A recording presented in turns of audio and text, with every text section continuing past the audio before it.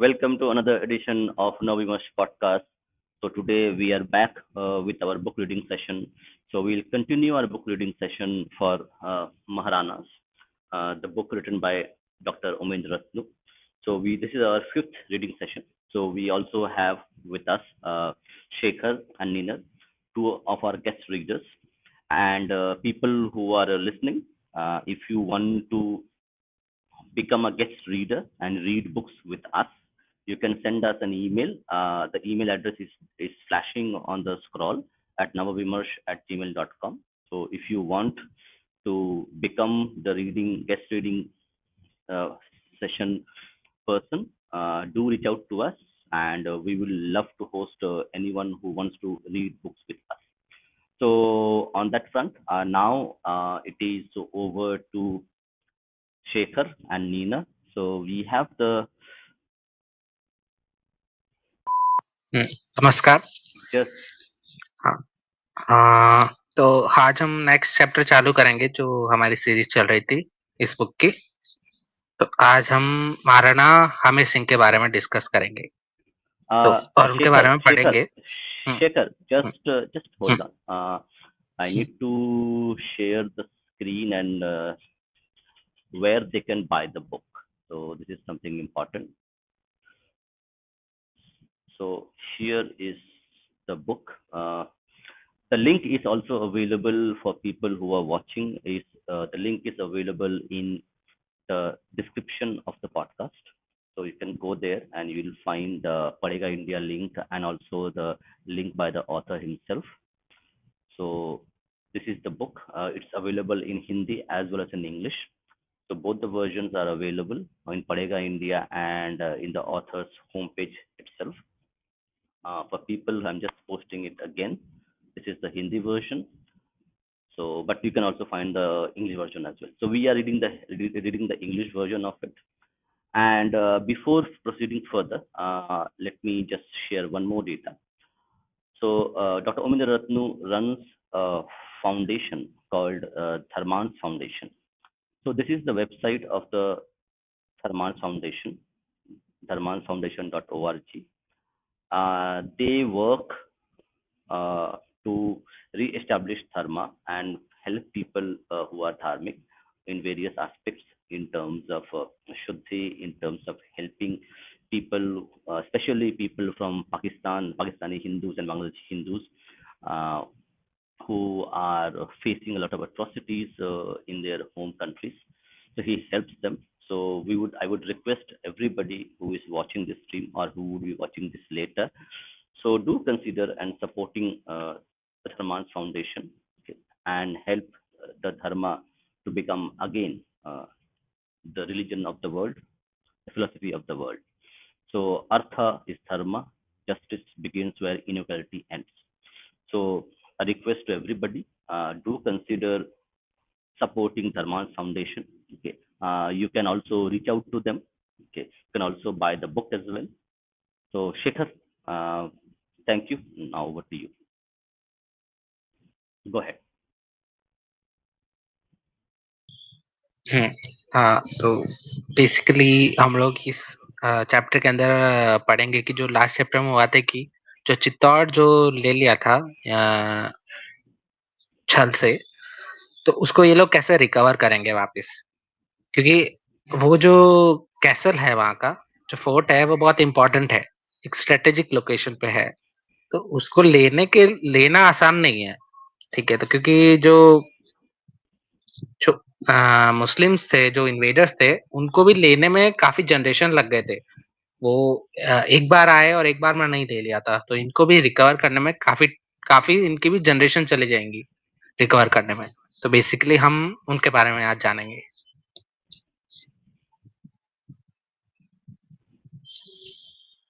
तो मैं पढ़ता हूँ दादा आगे।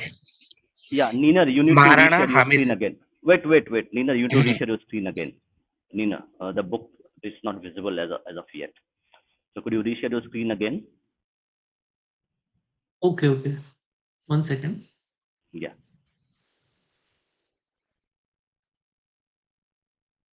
I'll try sharing twice again.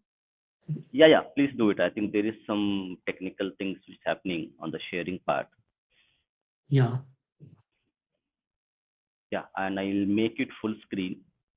Okay, wait. What's happening? Yeah, do I think you need to reshare it again. Something is happening. Yeah, I need to do it twice. Some issues that now it will come, I think. Yeah, okay. The texts are okay. I think go ahead and reading. If the audience sees It any is issue with zoomed the in, right? text, Do you need yeah, me it to is zoom Zoom. in? No, it's Okay. fine. It's fine. It's fine. Go ahead and Okay. read Okay. it. In case Yes. if we have any concerns, so we'll do it again. Go ahead. Sure. Yes. Maharana Hamir Singh, the recoverer of Chittorgarh and the destructor of Tughlaq.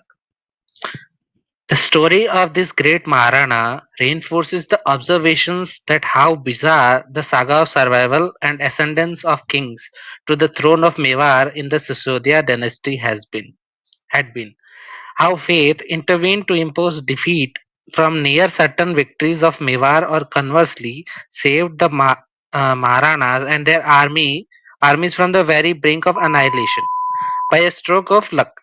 It makes the most compelling read ever recorded in human history. Sometimes one is forced to believe that there was a divine power audaciously determined to keep the Hindu resistance alive in the subcontinent. Otherwise, how was it possible for a single house to continue ruling Mewar and be the center of resistance to unceasing Islamic attacks for 1000 years? Friends turned foe, affluence turned to abject poverty, gaiety to unimaginable sorrow, dance of celebration to dance of death. All creativity of Mewar architecture, built over centuries, plundered in days by Islamic murderers. Hindu customs and traditions crushed and banned with an iron will. Cities destroyed and entire populations slaughtered for a singular wish of the Islamic invaders: convert to Islam or die. What was that singular thread except an amazing understanding of the ethos and values of Hindu Dharma, which made not only Maharanas stand against jihad, but the entire population of Mewar and at times all of Rajasthan unite with their kings. One is baffled at the fortitude of these amazing kings who were outnumbered, outwitted, and outresolved in the fight against Islam, and yet they stood firm in opposing the designs of all these murderous assaults on Hinduism. After Ratan Singh was killed by the Alauddin Khilji, Chittor was taken over by Islamic forces for the first time, and ever Haveli temple and structure of the consequence were either desecrated or destroyed. Khilji continued to plunder Chittor for about a fortnight and then gave the fort to his son Khilji Khan, who named the city Khijrabad. Before going out for the final battle or Saka at Chittor, Ratan Singh instructed his sons and brothers to escape from the rear gate of Chittor at night. He ordered them to fight the Muslims and regain the fort at an opportune time. Almost 9 generations of Ratan Singh died trying to regain Chittor, but finally Bhuvan Singh recovered the fort. Many great warriors like Rahab Singh, Mahab Singh, Karan Singh sacrificed their lives trying to regain their ancestral place in a short span of 3 decades. Bhuvan Singh was succeeded by Lakshman Singh, while in Delhi the power had shifted from Khiljis to the Tughlaqs. Muhammad bin Tughlaq attacked Chittor and Lakshman Singh, along with his son Asir Singh, died defending Chittor. Chittor was lost once more. The younger son of Lakshman, Ajay Singh, escaped with severe injuries and built his capital at Kaliwada, where he was sheltered and healed by Jain Munis. Lakshman Singh had 2 sons, Ajay Singh and his elder brother Hari Singh. Before the attack by Tughlaq, Ari Singh went out to hunt boars in the jungle of Khailwada and came across a local lass in the village of uh, Onvada. Und, Ondwa. She confronted him when he wanted to enter a cornfield while chasing a wounded boar. The girl asked Ari Singh to not ruin the farm and wait for her to return with the game. To Ari, what happened?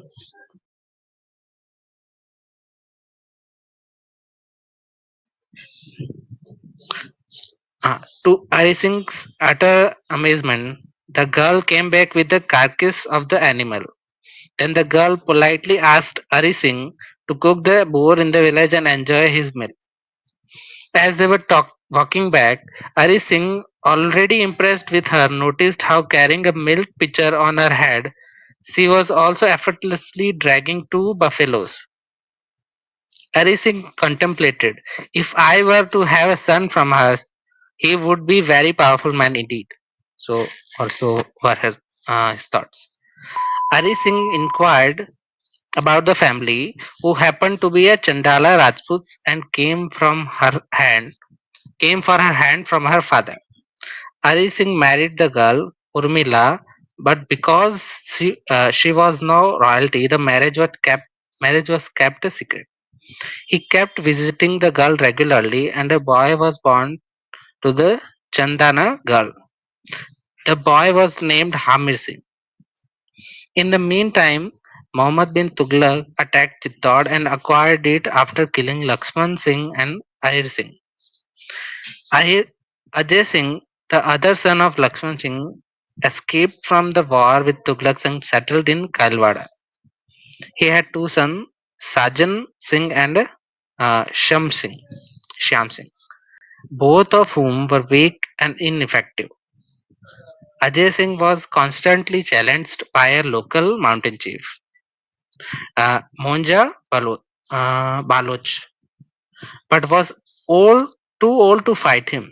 Then some Samants loyal to Ari Singh told Ajay Singh about the Hamir Singh, who was beckoned from his village on Ondwa at the age of 13. Hamir Singh set up his men and learned that Monja would be coming to Simari village to attend an event. Hamir, Hamir Singh attacked him and beheaded him, carrying back Monja's head to his saddle bow. Amir Singh kissed his nephew, applied a tika on Hamir's forehead with Munja's blood. Thus, Hamir Singh became the king of Mewar, overcoming his circumstances through his extreme valor and twist of faith around 1326. From Raval to Rana. Another very significant change that occurred with the coronation of Hamir Singh was the change of title of Mewar kings from Raval to Rana.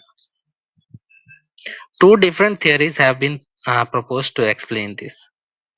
First, as we talked in the uh, end of the chapter on Raval Ratan, saying the Mewar house was divided into two between Karan Singh's two sons, Rahab and Mahab. The descendants of the younger Rahab were named Sisodiyas after the village Sisod where Rahab ruled. Seeing the loss of Chittorgarh as a sign from the divine forces, Raha proposed that henceforth the kings of Mewar would cease to be kings and be mere divans or caretakers of Mewar. Eklingji, an avatar of Shiva, would henceforth be the king of Mewar. I think ये है तो ये practice तो काफी दूसरे kingdoms में भी follow की जाती थी, जैसे आई थिंक विजयनगर में जहाँ तक मैं जानता हूँ उनके जो इष्ट देवता थे उसमें वहां पे भी वो लोग अपने आप को दीवार ही मानते थे। और मतलब सोवरेनिटी एक्चुअली वो क्या बोलते हैं, जो पेट्रन डीटी है उसके पास होती है, और उसके मतलब सर्वेंट बोलते हैं, जो महाराजा होते हैं वो जो देवता के सर्वेंट होते हैं बोलते हैं। काफ़ी सारे किंगडम में ऐसा था, ट्रावनकोर में भी ऐसा ही था। Yes, I think this practice goes back, I think, even millennia, because even if you go to the Roman kingdoms, Greek kingdoms, okay, Yes, yes. so the kings and the chieftains would actually draw power from a greater deity. So this practice is very like it's a kind of a universal practice itself. So if you see in Absolutely. Egyptian pharaohs did the same thing. Romans did the same things. Greeks were doing the same things. So this is something kind of a universal human thing which happens. So that is something which is there. I think Shekhar dropped out. Nina, could you go ahead and complete the reading till Shekhar Yes. rejoins? Yeah, I'll continue reading from here. Yeah. Seeing the loss of Chittor as a sign from the divine forces, Rahab proposed that henceforth the kings of Mewar would cease to be kings and be mere divans or caretakers of Mewar. Eklingji, an avatar of Shiva, would henceforth be the king of Mewar. This was a remarkable shift at the level of human consciousness. The arrogance of kings was to be replaced by humbling them as servants of Mahadev. This is one of the reasons why Sisodiyas always remain the most rooted kings in entire Bharatvarsha. They practiced true democracy via the Samants and Jagirdans of Mewar in consultations and tax collections. They mingled freely with the ordinary people of the state and wined and dined with them. This was the reason that the ordinary people of Mewar willingly endured the hardships and plunder that fell upon the great Maharanas. They remained aloof from personal sufferings, living like Mahayogis, but staying focused on protecting their people, land, and deities. Without doubt, these great Ranas became the living embodiment of the aphorism humility is the very essence of human existence. The second reason for the nomenclature of Rana is believed to be etymological. If we break up the word Maharana in Sanskrit, it yields Maha plus Arnav, meaning literally meaning great warrior. Shamal Das gives one more explanation, saying that after the first loss of Chittor, Karan Singh escaped to Kailwada. He was challenged there by Rana Mokal Padiyar of Mandogar. Karan Singh's Karan's younger son Rahab defeated Padiyar and brought him to Karan. Karan took away the title of Rana from Mughal and granted it to Rahab. Be that as it may, Amir Singh became the first Maharana of Mewar. Ajay हाँ हाँ Singh's son. हाँ, हाँ आई shall I think मैं continue? Continue कर रहा हूँ. मैं करता हूँ यहाँ पे. थोड़ा Okay, कुछ okay. गड़बड़ हो गया था फोन में.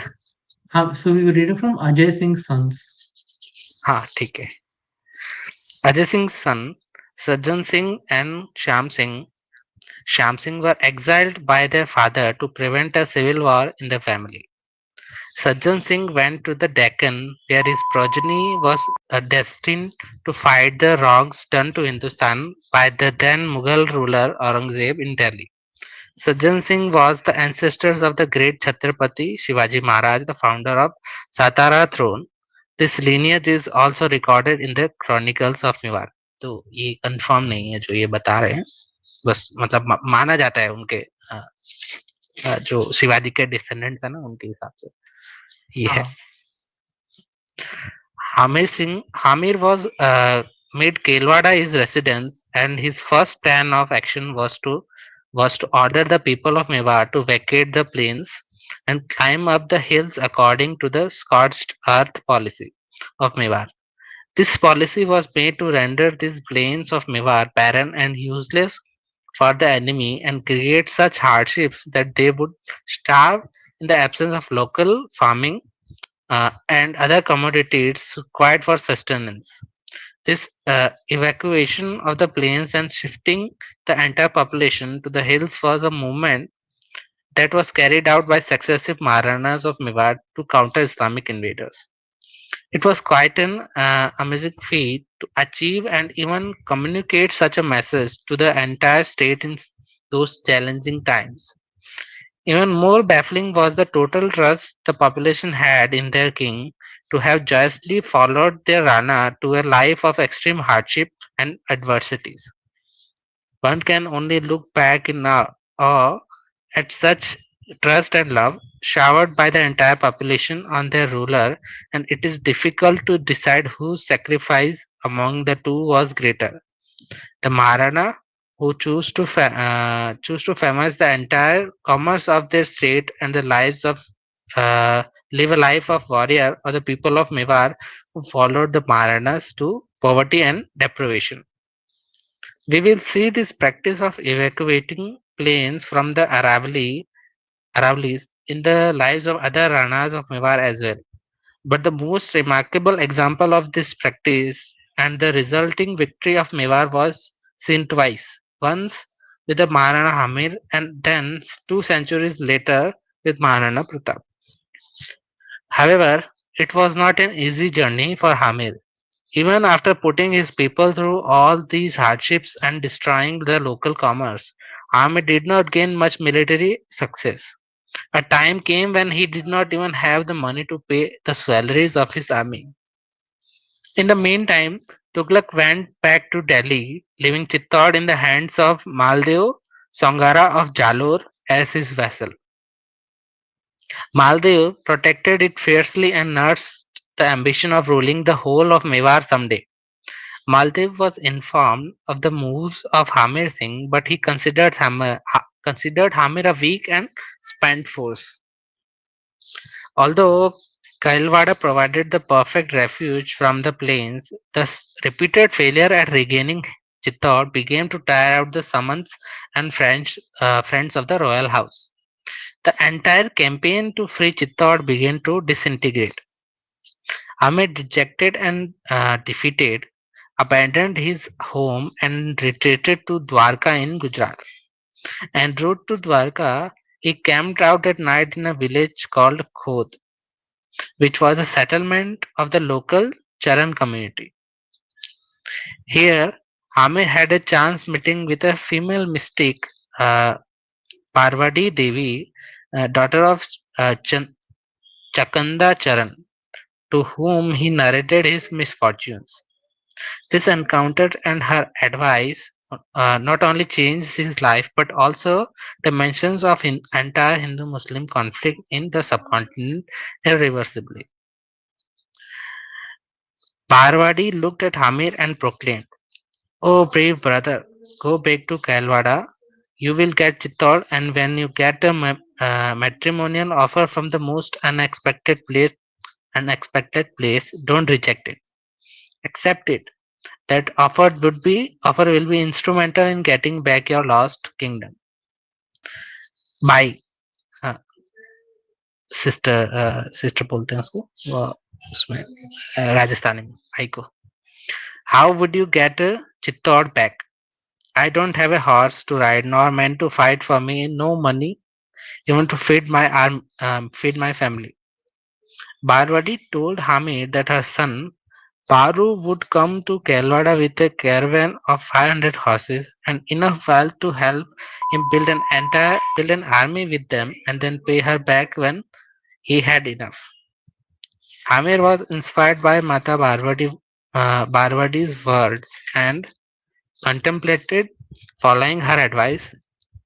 In any case, he did not have anything to lose by following the Charan lady's assurances. Hamir came back to Kailwada and waited.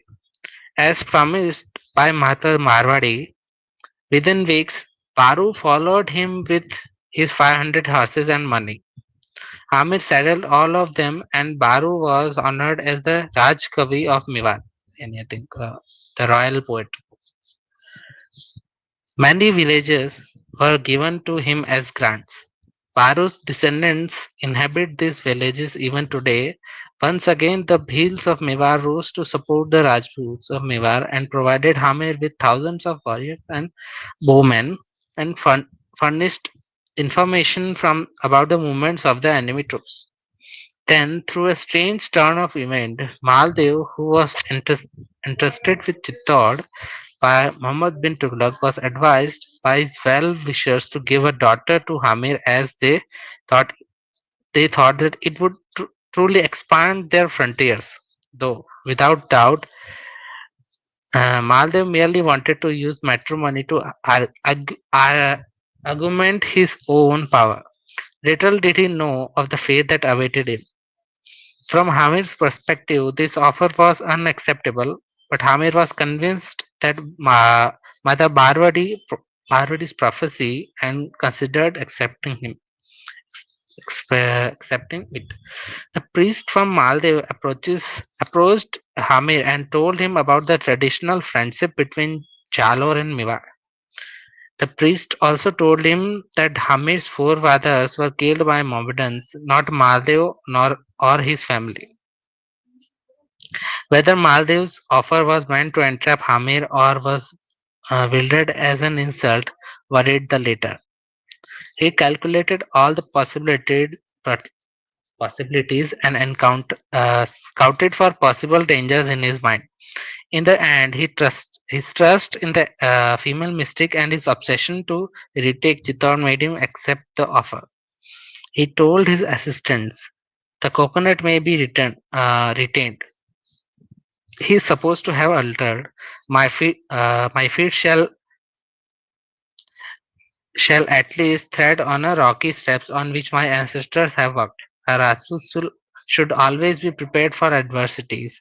One day to abandon their adobe covered with wounds, and the next day to reascend the crown on his head." Thus, Hamir undertook the most daring adventure of his life, walking straight into the arms of enemy with nothing except courage and faith in the Charani mystic's words at his disposal.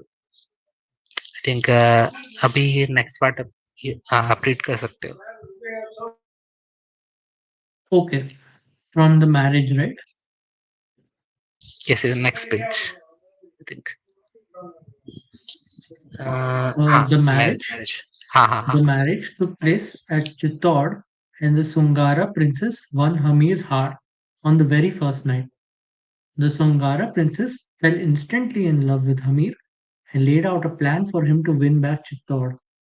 She advised Hamir to ask for Maldev's servant Mauji Ram, to which the bride's father Maldev consented. Mauji Ram came to Kailwada with the newlyweds and immediately approached Hamir. Now is the time to make your move, for which you had sought my loyalties from Maldev. Hamir followed Mauji Ram, who took Hamir and his small army to Chittor on the pretext of hunting. At midnight, since the gatekeepers recognized Mauji Ram, the gates of Chittor were opened and Hamir seized Chittor, slaughtering whatever little resistance he faced. Maldev's son, Jayata, was exiled from Chittor. All remnants of the Islamic takeover were obliterated within weeks by Hamir, and any memory naming Chittor as Khizrabad was erased. In any case, the glorious people of Mewad never accepted the name Khizrabad for Chittor, as evidenced by the revenue records of that time. Maldev was furious when he learnt of this and gathered his army to attack Chittor. Maldev had 5 sons who fought for him. Hamir gathered all his former chieftains and repelled the attack of the Jalor army. Maldev approached Tughlaq, and the joint forces of Muhammad bin Tughlaq and Jalor came to attack Chittor. In the meantime, as the people of Mewad learnt about Hamir's ascendance to the throne of Mewad and the pride of Hindwa Suraj reinstated, they poured in streams from the western highlands and the valley of Kumbhalgarh to cheer their king. The glory of Chittor being restored was a signal for the people to return to their ancient abodes in the plains from the hills and other hideouts. Yes. Did you have anything to discuss from this part? Battle of Sangi. Singoli, I think. I think ये तो I think उन्होंने काफी चतुराई दिखाई है इसके अंदर लेने के लिए, क्योंकि अगर आप डायरेक्टली काम नहीं आता है ना, तो जैसे शिवाजी करते थे ना गुरिल्ला वॉरफेयर, या फिर आपको दूसरे हाँ, जो टैक्टिक्स पे यूज करने पड़ते हैं ना, तो वो यहाँ पे यूज किया। बाकी अगर आप देखो ना, तो ये लोग ज्यादा यूज करते नहीं है। महाराणा जो राजपूत लोग है ना यहाँ के, राजस्थान के या कहीं के भी, तो वो फेस टू फेस ज्यादा डील करने में मानते हैं, कि rather देन कि आप अंडर हैंडेड को तो नहीं बोलेंगे, पर दूसरे हाँ, जो हाँ, टैक्टिक्स है ना उनको प्रीफर नहीं करते वो फेस टू फेस बिल्कुल। लड़ने में ज्यादा वो करते हैं। पर प्रॉब्लम क्या है कि ये हमेशा आउट नंबर्ड थे, तो फेस टू फेस वाला जो है ना, वो कुछ कुछ हद तक ही, मतलब कुछ समय के लिए ही काम आएगा, क्योंकि एक एक टाइम के बाद वो ओवरवेल्म हो ही जाओगे, जो कि हुआ भी है हिस्ट्री के अंदर। ये मतलब 1500 तक तो ठीक था, पर उसके बाद में जैसे ही मुगल्स आए फिर तो ओवरवेल्म हो गए ना वो लोग। तो उसके बाद तो फिर कुछ रहा ही हाँ, नहीं, मतलब बिल्कुल। ज्यादा कुछ नहीं कर पाए महाराणा प्रताप जो थे, उनके बाद तो कोई रहा नहीं। महाराणा प्रताप भी वो मतलब मेंटेन ही कर पाए थे, मतलब वो थे अपनी एक अलग छाप, मतलब ओवरऑल अगर आप देखो उसके अंदर सिनेरियो इंडिया के अंदर, सब कॉन्टिनेंट के अंदर, तो वो खाली अपना किंगडम मेंटेन ही कर पाए, वो एक्सपांड नहीं कर पाए ना, कुछ ज्यादा वो ऊपर नीचे कुछ नहीं कर पाए थे हाँ, वो। हाँ। तो वो हाँ, पर वो भी इंटरवीन भी काफ़ी एक नहीं बड़ा कर पाए थे अचीवमेंट दूसरों था। में। मतलब दिल्ली के पास हाँ वो भी मेंटेन बड़ा था करना। अचीवमेंट, पर हाँ, पर उन तक पहुंचने तक हाल हाल इतने खराब हो गए ना, कि उनको वो भी खाली मेंटेन ही कर पा रहे थे, जबकि वो मतलब उस हिसाब से देखा जाए ना, जिस हिसाब से उनके पास रिसोर्सेस थे, वो भी एक बहुत बड़ी बात थी। पर वो हाँ, वहां तक पहुंचे भी इसीलिए थे ना, कि ये लोग बराबर जो इंटरवीन और मतलब बराबर टैक्टिक्स का इस्तेमाल नहीं कर कर पा रहे थे लोग, एक तरह से डिसएडवांटेजेस थे ना, इसलिए। और ये अलायंसेस भी ज्यादा वो भी था कि आसपास ज्यादा कुछ था भी अलायंस करने के लिए। सारे जो हिंदू किंगडम्स है वो एक तरह से या तो वैसल थे उनके, ये इन्वेडर्स के, या फिर उनको मार दिया गया था, दोनों में से एक ही केस था। तो वो भी है, अच्छा डिसएडवांटेज ये। डिसएडवांटेज तो हाँ, बहुत था। हाँ, हाँ। जो हमीर नाम है, वो एक और भी राजा का न था ना? राजपूती है? आई थिंक रिपीट काफी टाइम हुआ है आमिर सिंह तो। शायद पृथ्वीराज चौहान के मतलब ग्रेट ग्रैंडसन या कुछ ऐसा कुछ हुआ पता हो। नहीं, हाँ हो सकता है, क्योंकि ये काफी कॉमन नेम में आता है आमिर जो है ना। हाँ। तो जैसे सिंह, आमिर सिंह बोलते हैं ना, तो ये काफी कॉमन नेम आता है उधर। आप चाहोगे ना चित्तौड़ और वो जो एरिया है पूरा, जो अरावली माउंटेन्स जो एरिया है उधर काफी कॉमन है ये। अच्छा, अभी भी रखते हैं लोग नाम? हाँ हाँ, प्रताप जैसे महाराणा प्रताप थे ना, वैसे प्रताप आज भी रखते हैं ना, प्रताप है। हाँ, फिर प्रताप तो पता है। हमीर हाँ थोड़ा को रेयर लगता है। नहीं नहीं, आमिर तो मिल जाता है, हमें मिल जाता है। इतना कॉमन नहीं है, पर कॉमन है, कॉमन इतना है कि आपको कम से कम एक तो मिल जाते हैं गांव के अंदर, कोई भी आप अगर चाहोगे ना अच्छा, ऐसा। अच्छा। अच्छा अच्छा, एक चीज मुझे एक्चुअली मतलब सोच रहा था, I was thinking about it, that if you see Chinese civilization, okay, and Indian civilization, or civilization called Indic civilization, if you don't see Indian. So, uh, compared to Indic civilization, correct, we have a lot of diversity, okay, and with diversity and with the decentralization of kingdoms, we can see that okay, the invaders were coming and they were able to actually fight multiple times and ultimately take over, because the diversity as a kind of feature made sure that we could not unite as much as it should have been to consider the Shatru as something that we should unite.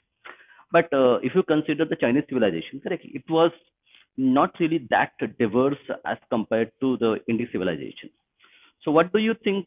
What happened with Chinese civilization that they also collapsed with European colonies and also invaders? Because I was reading a lot of things, so it came to my mind that how it happened. Chinese के अंदर है ना, India के अंदर इतना नहीं दिखता है, पर चाइनीज के अंदर जो हम बोलते हैं ना हिस्ट्री राइम्स, जो वो वाला है, तो वो उधर उधर ज्यादा होता है। क्योंकि बेसिकली क्या होता है, जो वहां पे जो होता है ना, स्टेट जो होता है ना वो बहुत ज्यादा सेंट्रलाइज्ड होता है। ठीक है, तो उसके बाद में क्या होता है, अब वो डायनेस्टीज की इनकी जो मिनिमम से मैक्सिमम एज होती है ना, वो कुछ 200 से 200 से 300 से 350 के आसपास इनकी उम्र होती है। ठीक है, जो कोई भी एक डायनेस्टी की आप एज ले लो, तो ये होता होता क्या है बेसिकली कि जो ब्यूरोक्रेसी होती है ना, उस डायनेस्टी को निचोड़ देती है पूरी एक तरह से। जैसे इंडिया के अंदर है ना, जो ब्रिटिशर्स छोड़ के गए हैं ब्यूरोक्रेसी, तो हमारे यहाँ पे प्रॉब्लम क्या है कि ब्यूरोक्रेसी सेंट्रलाइज्ड है, पर जो पॉपुलेशन है वो डिसेंट्रलाइज्ड है। ठीक है, चाइनीज के अंदर क्या होता है कि पॉपुलेशन जो होते हैं ना इतने डिसेंट्रलाइज नहीं होती है जितने इंडिया के अंदर है। ठीक है, तो सेंट्रलाइज ब्यूरोक्रेसी को आप एक साइड में, जैसे पर्शिया में कैसा हुआ था कि जैसे ये अरब्स आए थे, तो जैसे ही जो मेन जो सिस्टम है, जैसे चर्च है, जैसे तो कोई भी क्रिश्चियन उसके अंदर कंट्री के अंदर गए, मुस्लिम तो क्या चर्च को ओवरटर्न कर दिया, तो सब लोग मुस्लिम सबको आसानी से बना दिया, क्योंकि उन्होंने ऊपर जो पूरा पावर स्ट्रक्चर था उसको ले लिया, कब्जा कर लिया। अब इंडिया के अंदर कोई आएगा तो क्या होगा, उसको एक एक गांव जाके टर्न करना पड़ेगा। चाइना के अंदर क्या है कि क्योंकि वो इतना ज्यादा सेंट्रलाइज था ना, तो आपको सिर्फ सेंट्रल ब्यूरोक्रेसी को उल्टा करना है। ठीक है, इंडिया के अंदर क्या था कि सेंट्रल ब्यूरोक्रेसी तो छोड़ दो, मतलब गांव के अंदर भी जो ब्यूरोक्रेसी होगी ना, वो किंगडम की जो ब्यूरोक्रेसी है उसका और उसका दोनों का कोई लेना देना नहीं है। ठीक है, बस वो खाली कॉन्टेक्ट है उनका उनका मतलब वैसे कुछ ज्यादा लेना देना नहीं है, जैसे आज इंडिया के अंदर हाँ, है, बस इतना लेना देना नहीं टैक्स था। देने का काम होता था बस। हाँ, बस उतना था कि बस आए टैक्स लेने चले गए, बस उससे ज्यादा कुछ लेना देना नहीं था। चाइना के अंदर बहुत ही वो जो सोसाइटी के, हमारे यहाँ पे क्या था, ब्यूरोक्रेसी जो थी ना सोसाइटी के अंदर इनग्रेन नहीं थी। ठीक है, वो एक एक तरह से सोसाइटी के बाहर थे, वो आउटसाइड सोसाइटी थे। अभी अंदर घुसे हुए हैं, तो अभी दिख रहा है हमें। तो चाइना के अंदर क्या था, ब्यूरोक्रेसी एक तरह से उनकी सोसाइटी का पार्ट है। ठीक है, तो आपने अगर उनको ब्यूरोक्रेसी को चेंज कर दिया ना, तो सोसाइटी चेंज हो जाती है, डायनेस्टी चेंज हो जाता है, सब कुछ चेंज हो जाता है। ठीक है, तो माओ ने बेसिकली यही किया ना, जैसे जो क्या था, चेंकाई शेक था, तो उसने भी वही किया था, ब्यूरोक्रेसी खाली चेंज की थी उसने। ठीक है, और चेंका शेख को भगाने के बाद में माओ ने भी खाली ब्यूरोक्रेसी चेंज की है। ठीक है, नेशनलिस्ट की जगह उसने कम्युनिस्ट बिठा दिया ब्यूरोक्रेसी में। तो हर डायनेस्टी इसी तरह काम करती है। पहले वाली डायनेस्टी के जो ब्यूरोक्रेट्स होते हैं, या तो वो चेंज हो जाते हैं या उनको हटा दिया जाता है और अपने बिठा दिए जाते हैं। ठीक है, तो आप एक मान लो कि इंडिया में कैसे इतना इतना बड़ा इंडिया है ना, तो इंडिया को आपको अगर कब्जे में करना हो तो खाली आप दिल्ली को पलट दो ना, तो ये इंडिया पूरा पलट जाता है, ऐसा समझो चाइना के अंदर। पर इंडिया के अंदर ऐसा केस नहीं है ना, तो वहां पे खाली आप बीजिंग को पलट दो ना, तो पूरा चाइना पलट हो जाएगा, क्योंकि बीजिंग सब कुछ कंट्रोल करता है इस हिसाब से। Got it, got it. Go ahead, go ahead. Thank you, Jacob. Yeah, I'll continue reading them. Battle of Singoli. Every Hindu chief who wished to approach the barbarian occupying his motherland rejoiced at the possibility of throwing off the barbaric yoke of the marauders once more. Armed with such zeal and fervor of the people and the Samant of Mewad, Hamir collected a vast army and instead of waiting for Tughlaq to attack him, decided to march towards him and meet him at a place and time of his choice. There are three routes to approach Mewad: western route through Marwar, the central route through Devar, and eastern route through the plateaus of Aravalis. Tughlaq was ill-advised by his councillors to approach through the east, where his superior numbers were rendered useless by the intricacies of the narrow passes of Mewar. Tughlaq was resting with his army of 70,000 cavalry and 20,000 infantry on the banks of the Chambal River at the village of Singoli.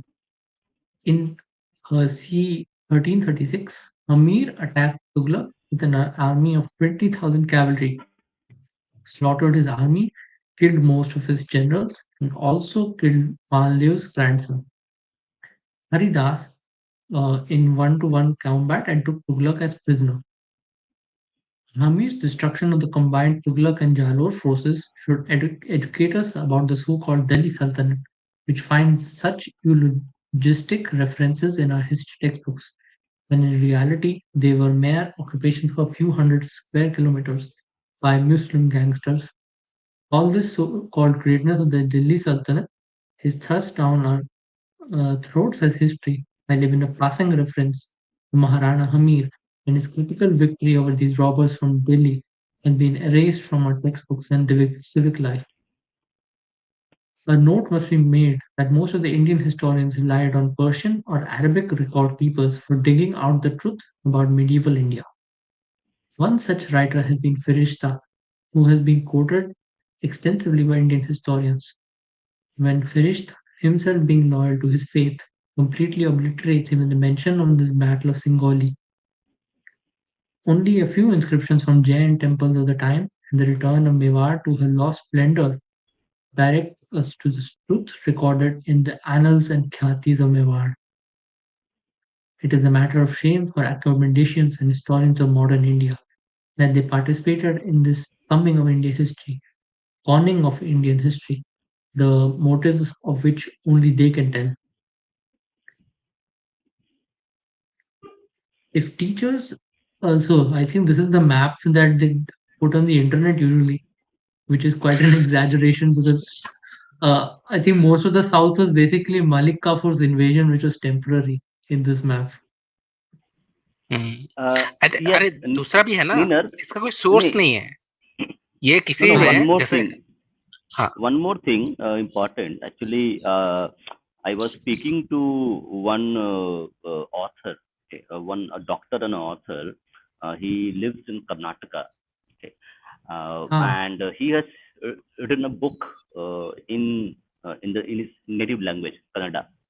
And in that Kannada language native book, he has wrote on history of the kingdoms of South India, including Chalukyas and others, ah, where actually we have seen that from people, the kingdoms from North India, were actually like they would invade others and they will occupy those places temporarily. And same thing has also happened that one kingdom, I forgot the name. I'll have the author come and talk about his book. His book is in Kannada, but he can speak English. So we will राष्ट्रकूटर yeah, also, yeah. yeah, Ah, Rashtrakutas. Rashtra. So yeah, and they had actually expanded their kingdom up to Kannauj in UP. Hmm hmm Yes. So we see these kinds of events that the kingdoms would actually expand to up to pan India level. Okay, and when we talk about Chandragupta Maurya, he had expanded his kingdom up to Afghanistan itself. So this so-called historical events which took place, historians who would mention that Bharat as a civilization, as a political entity did not exist, and we were only small kingdoms. That is something which is historically wrong. That many times during our ancient time, we had kingdoms who had pan India empires, maybe for short period, but they still had. So, and correct, you will not find a lot of documented history. But if you go and talk to the rural people, the oral history, you will see that these events did take place. Yes, Nina and Shekhar. हाँ map के बारे में बोलूंगा कि इसका कोई source नहीं है, जो इन्होंने बताया ना यहाँ पे चिपकाया है Hmm, मैप hmm, का, hmm, hmm. ये विकिपीडिया की तरह है, ठीक है ना, तो वो क्या हाँ, ये साइटेशन लूप में विकिपीडिया पे ही घुमाते है। हैं ना। हाँ नहीं, तो वो विकिपीडिया में कैसे करते हैं, जैसे मान लो कि मेरा आज मन हुआ कि मुझे कोई एक डायनेस्टी का मैप बनाना है, ठीक है, तो मैप क्या करूंगा, मैप उठा लूंगा, मैप बना दूंगा और विकिपीडिया पे ऐड कर दूंगा, ठीक है, और विकिपीडिया उसको सर्कुलेट करेगा हर जगह।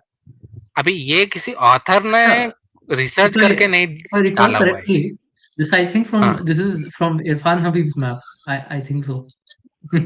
I remember it. तो अब वो कहाँ से लाए, वो भी उनको पता होना चाहिए ना। क्योंकि साउथ तक हाँ तो वो हाँ, कभी पहुंचे ही नहीं थे, इतने साउथ तो पहुंचे ही नहीं सिर्फ वो। साउथ में सिर्फ भी एक इन्वेजन हुआ अच्छा मलिक काफूर का। नहीं, इसमें भी इसमें क्या प्रॉब्लम होता है, ये ईस्टर्न कोस्ट पे नहीं पहुंचे थे वो, ठीक है, वो कर्नाटका की हाँ साइड से हाँ, आए थे वो आंध्रा की मदुराई साइड तक। से नहीं आए थे नीचे। तो वो बिल्कुल। पूरा इधर रॉन्ग बता रहे वो भी मतलब क्या रेफरेंस तो कोई चीज का देते ही नहीं है, रेफरेंस तो लेना देना नहीं है। इसमें देखो, आज भी अगर कोई महाराष्ट्र का कोस्ट भी ऐड कर दिया, पर महाराष्ट्र में हाँ सिर्फ मेरे को याद है देवगिरी आए थे, पर देवगिरी से सीधा काकटियास के यहाँ गए थे, तेलंगाना। तो बाकी महाराष्ट्र कहाँ लिया?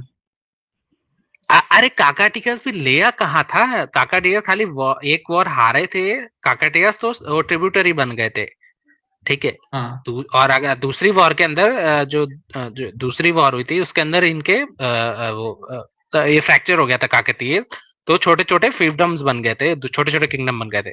सेम चीज जो आई थिंक कौन से थे हाँ, जो महाराष्ट्र में जो थे, डायनेस्टी के लोग तो लेके चले गए थे ना दिल्ली, काकटियास को उठा के लेके चले गए। काकाटियस को और काफी सारे नोबल्स को लेके गए थे वो लोग।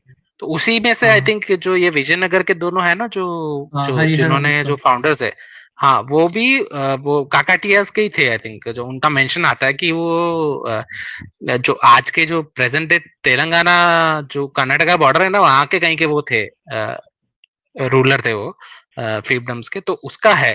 तो ये मैप का तो कुछ लेना देना ही नहीं है, क्योंकि कोई सिग्निफिकेंस नहीं है। अभी देखो ना मैप के अंदर जो बंगाल पोर्शन है ना, वो बंगाल ये लोग वहां पहुंचे ही नहीं थे। बंगाल के अंदर इनके जो ट्रिब्यूटरीज थे, यहाँ इनका जो खुद का वहां के वो नहीं था, डायरेक्ट कंट्रोल नहीं था। दूसरा जो था पॉइंट जो है कि ये जो राजस्थान वाला एरिया है ना, ये पूरा वो बताते हैं उसके अंदर इंक्लूडेड है, वो हाँ राजस्थान का हाँ, एरिया वो पूरा था ही पूरा नहीं। और ब्लैक कर दिया। हाँ, और तीसरा जो एक जो अ, उड़ीसा डाल कि दिया। हो ये होयसालास ये जो है ना, हिमाचल उत्तराखंड होयसालास को डाल भी दिया गायब कर वहां दिया पर इन जो। लोगों ने। हाँ हाँ, होयसालास को भी तो गायब कर दिया ना इन लोगों ने। होयसला पांड्यास। होयसालास, साउथ हाँ में पांड्या पांड्यास तो थे। गए नहीं थे, पांड्यास भी बहुत लेट गए थे। वही थे। और ये होयसालास को भी गायब कर दिया इन लोगों ने, उसका अलग ही चल रहा है। तो ये मैप का कोई रेफरेंस नहीं है, मैप तो आज मैं बना दूं और अपलोड कर दूं और वो मैप ये लोग कहीं पे चिपका देंगे रेफरेंस में। अब अभी अगर तो आपको मैप का रेफरेंस ही देखना हो ना, तो ये अगर आप जानना है ना कैसे करने का, मैप कैसे चेक करने का कि ये सही है कि नहीं है, तो ये चंद्रगुप्त का मैप देखना, चंद्रगुप्त एम्पायर का, मौर्य का, जो मौर्य एम्पायर का। उसमें एक चीज नोटिस करना, जो ये आज ये आता है ना, अक्साई चीन। अक्साई चीन जो होता है ना, सबके अंदर मिसिंग होता है। सारे मैप एम्पायर जो भी मैप बनाएंगे ना एम्पायर्स के अंदर, हाँ, तो इसमें भी उसके दिख रहा अंदर है वो कैसे आज, हाँ पीओके इसके अंदर भी ये उनके लोग क्या, साइड में। हाँ तो ये क्या करेंगे, जो अक्साई चीन वाला एरिया ना वो मिस कर देंगे ये लोग, ठीक है। और उसके अंदर भी ये लोग अफगानिस्तान तक ही जाएंगे, अफगानिस्तान के ऊपर नहीं जाएंगे।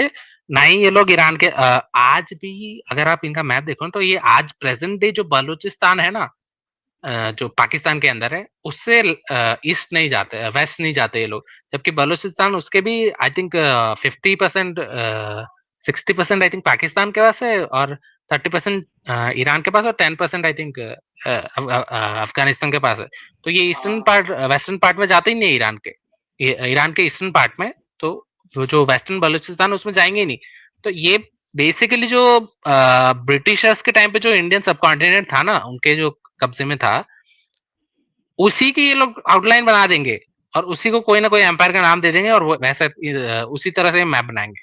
अभी कभी देखना गुप्ता एम्पायर का, कुशांस का भी देखोगे ना, तो वो ये जो अक्षय जी ने मिसिंग होगा उसके अंदर भी।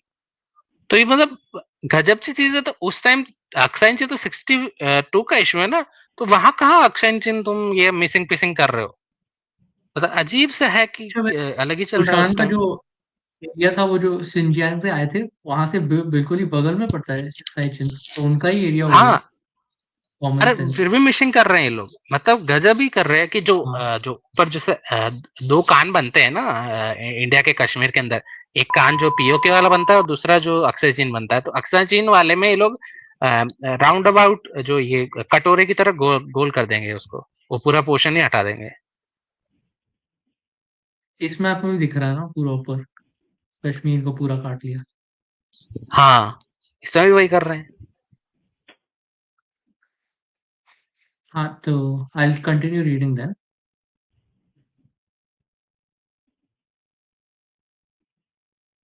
Hello, can you hear me? Y- Yes, yes, go ahead, go ahead, go ahead.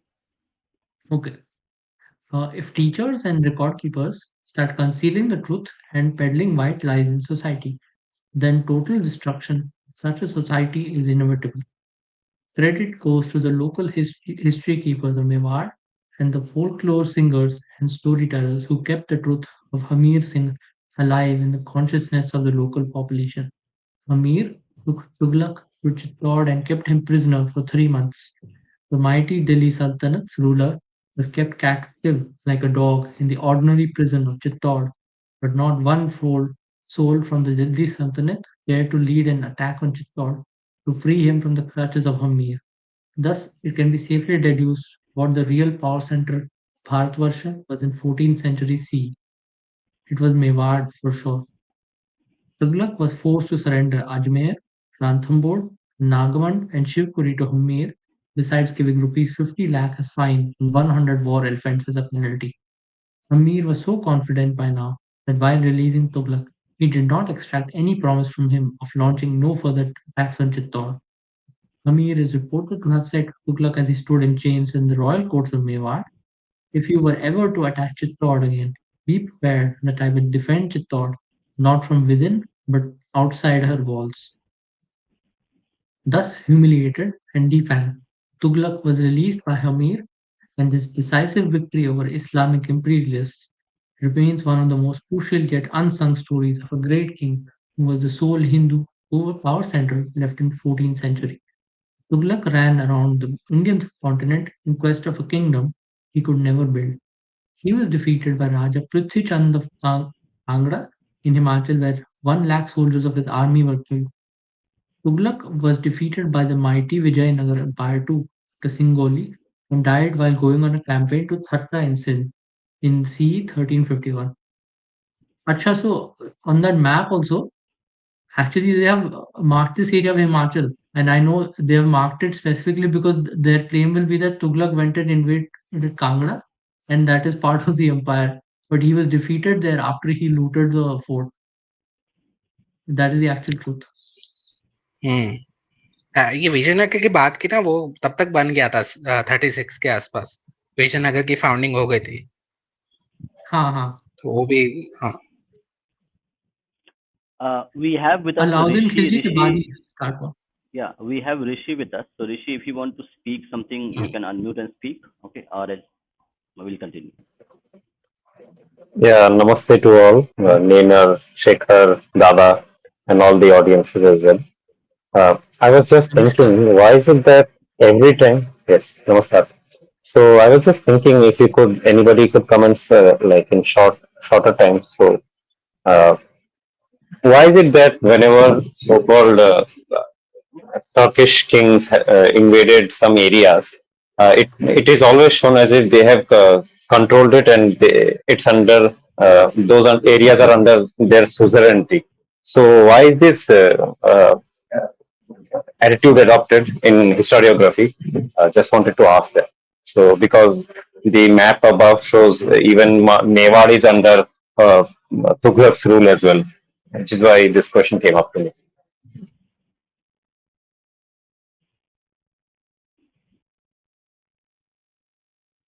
I think probably it's just done to exaggerate how much they actually own, right? It is not exactly a non-biased source. Also, the usual historians who cover them. Most of the historians who do the work on this, they come from institutions like AMU and all that. So it's basically self-aggrandizing project. Yeah, Yes. you can say that probably. Rishi, one more Okay. thing is important. Yeah, one more thing is Yes. Yes. important that we need to understand is that there has been a kind of a selective history retelling. Okay. So as I mentioned, correct, the southern kingdoms were actually expanded till Kannauj, okay, in UP, but we do not find those sources mentioned in our in our history books. So it's the a kind of a disease where people would write their history, people who are historians who write their history, and they would put their own opinions as historical facts. Okay, so and that's always been the case. Like any king, when he would ask the person to write my history, the kingdom of my history, they will do some exaggeration and they will remain as documents. And after 500 years, people will forget whether whatever is written in that document, which is commissioned by the king himself, how much it is true and how much it is fiction. So True. that also is one cause of this. एक और बात भी तो है ना कि ये एक तो पहले तो लेजी जो है ना, इसमें लेजीनेस बहुत है। तो ये क्या बड़ा सा जैसे ब्रिटिशर्स करते थे ना, बड़ी सी लाइन बना दो, ग्राउंड रियलिटी से कोई मतलब लेना देना नहीं है उनका, ठीक है ना। कहीं पे भी कुछ भी लाइन बना दो, बॉर्डर बना दो, और वो कंट्रीज देखेंगे बॉर्डर बनाने के बाद में। तो ये भी लेजी जो इनका जो है ना बिहेवियर है कि जाके रिसर्च करना नहीं है, बस हाँ मैप दिख रहा है, बस लाइन बना दो, हाँ यहाँ तक गया होगा। तो जैसे ही हम पिछला मैप डिस्कस कर रहे थे ना, तो ये लेजीनेस आ रही है। दूसरा बात ये क्या कर रहे हैं कि ये जो हिस्ट्री है इतना ज्यादा सब्जेक्ट को बोरिंग बना दिया है ना, कि जो दूसरे कोई रिसर्च कर भी सकते हैं ना, उनको ना करने दिया जाए, ताकि जो ये झूठ फैला रहे हैं ना, वो झूठ बना रहे। जैसे अभी नई नई बुक्स लिखे जा रहे हैं, जैसे संजीव सान्याल जी ने लिखा था, फिर ये जो आपास जी है बाबर पे लिखा था बुक। तो ऐसे बुक्स आ रही है क्योंकि अभी लोगों को इंटरेस्ट है बुक के अंदर, हिस्ट्री के अंदर पढ़ के लिखने में। अभी अभी आप 4-5 साल अगर भी पहले भी जाओगे तो बच्चों को इंटरेस्ट नहीं था ना हिस्ट्री में, तो क्योंकि बोरिंग इतनी बना दी ना हिस्ट्री की, उसको पढ़ने का ही मन नहीं करता। True. Okay, we can, I guess, continue with the reading. It's going amazing. Yes. So, Banbir, the other son of Maldev, joined Hamir and went on to become one of his trusted lieutenants. Hamir is quoted to have told Banbir, when granting him the Jagirs of Neemach, Ratanpur, and Kerar, eat, serve, and be faithful. You were once the servant of a Turk, but now of a Hindu of your own faith. For I have taken back my own rock, the rock moistened by the blood of my ancestors, the gift of the deity I adore, and who will maintain me in it. Nor shall I endanger it with the worship of a fair face, as did my predecessor. Maldev died of old age in Jalore. Banbir was a Sungara prince. In this alliance of the Sisodiyas, the Sungaras proved critical for the survival of the Sisodiyas, as we witness in the ascent of Maharana Pratap to the throne in his relentless fight against the imperialist Turk Akbar. Amir became the sole prince of power in northwest, surrounded by the Muslim states Delhi, Malwa, and Gujarat, but capable of expelling all three. The state of incessant conflict in and around Delhi was very favorable to Mewad when the Khiljis, Tughlaqs, Sayyids, Lodis, and Suris kept deposing and murdering each other for 2 centuries. The power of Mewad is so well consolidated by Hamir that for the next 6 generations, spanning 2 centuries, Mewad not only repelled armies from her territory but carried the war abroad, leaving tokens of victory at Nagaur, Malwa, Saurashtra, and up to the walls of Delhi. The Hindu chiefs of Marwar, Ajmer, Bundi, Gwalior, Chanderi, Raisan, Sipri, Kalpi, Abu, etc., bought their levies and paid homage to the Prince of Chittor. Mewar saw unprecedented wealth and prosperity in the times of Hamir. The trade routes flourished, and the people of Mewar became the richest in India. The architecture and the scale of buildings, columns, and temples of those times bear witness to this unprecedented prosperity. Creating a false narrative around a non existent Delhi Sultanate and erasing the name and deeds of Maharana Hamir Singh of Mewar. Mewar is a sin committed by modern Indian historians for which responsibility should be fixed and people named and shamed for these acts of commission and omission. Amir invited Mata Barwadi from Khor in Gujarat and hosted her in Chittorgarh with full honor and affluence. He even constructed a temple in her memory called the Annapurna Temple. It stands at the fort of Chittorgarh even today. Hamir's story, from birth to death, is a surreal saga of what Sisodia princes endured in medieval India to keep themselves free from Islamic invaders and maintain Hindu Dharma at the core of their lives. Think, so it continues. This is a picture of the Annapurna temple made in memory of Barwadi Mata in the Chittor fort. That Mewad came back from the brink of extinction by the miraculous intervention of Mata Barwadi is a well-documented incident of Mewad's rich history. The descendants of Baru Barhat still inhabit the villages around Chittor as bearers of the timeless truth. It not only demonstrates the deep influence of Charans on the Sisodia clan, but also that they were well-wishers and even protectors and providers of this brave clan of Rajputs when all had abandoned them. Why else would a mystic lady of Gujarat rebuild Mewad's kingdom from scratch, investing her goodwill and resources, risking enmity not only with Islamic imperialists but also other houses of Rajasthan? It was only out of her unflinching love and trust that the great Sisodiyas of Mewad were the only hope for Hindu survival in the subcontinent.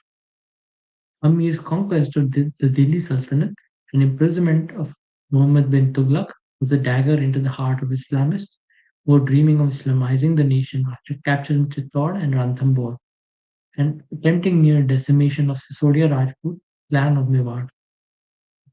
Amir ruled uninterruptedly for almost 50 years, rebuilt Hindu temples all over the region of Gaya and Banaras, and died at a ripe age due to natural reasons. He left behind a name venerated in Mewar as one of the wisest, most gallant, and invincible, unbeatable kings of Mewar, bequeathing a well-established and extensive Hindu kingdom to his sons. Yeah, so I think that was the end of the chapter. Did you guys have any things to discuss about?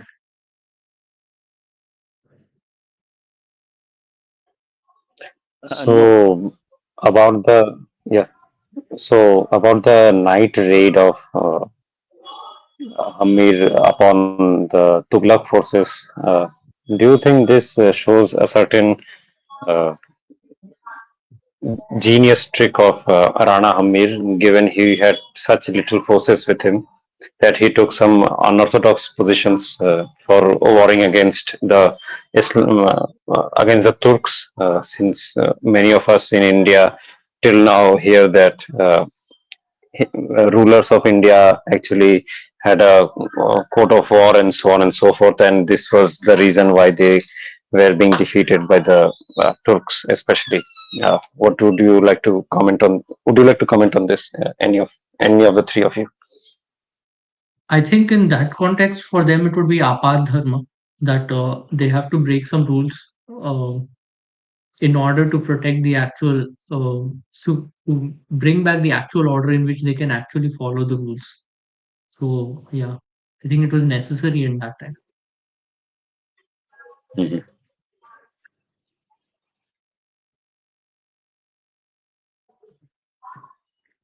Shekhar, do you have anything to say on that?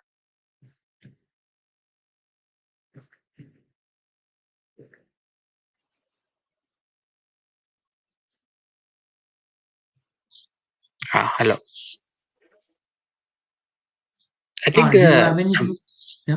हाँ, I think majorly तो ये हम जो देखेंगे ना जो night Reds है या जो अनऑर्थोडॉक्स जो मेथड्स है यूज होंगे ना ये तभी होंगे यूज जबकि वो आई थिंक डेस्परेट सिचुएशन में होंगे ना तभी होंगे अगर वो जैसे ये ज्यादातर जो यूज कर रहे थे ना ये इनके पास खुद के कैसल्स नहीं थे ठीक है मतलब फोर्ट्स नहीं थे कैसल्स नहीं थे मतलब मिनिमम स्टैंडर्ड आर्मी नहीं थी वही यूज कर रहे थे ये सब तो एक बार आपके पास स्टैंडर्ड ऑफ आर्मी आ जाता है ना मिनिमम तो ये सब यूज करना बंद कर देते थे ये लोग तो ये इनकी आई थिंक जो मेन प्रॉब्लम थी ना वो ये थी इनको लगता था कि वो अब काम नहीं आएंगे या फिर जो यूज कर रहे थे ना वो जैसे हामिद सिंह है, तो इनका तो टाइम हो गया था, तो ये तो आई थिंक इनके जो डिसेंडेंट्स थे ना, उन्होंने यूज करना बंद कर दिया था, क्योंकि वो तो सारे के सारे ज्यादातर फोर्ट्स में ही पैदा हुए हैं और उन्होंने फोर्ट्स ही देखे हैं ना, तो उन्होंने ये इस तरह की फाइटिंग देखी नहीं थी, तो उससे भी फर्क पड़ सकता है।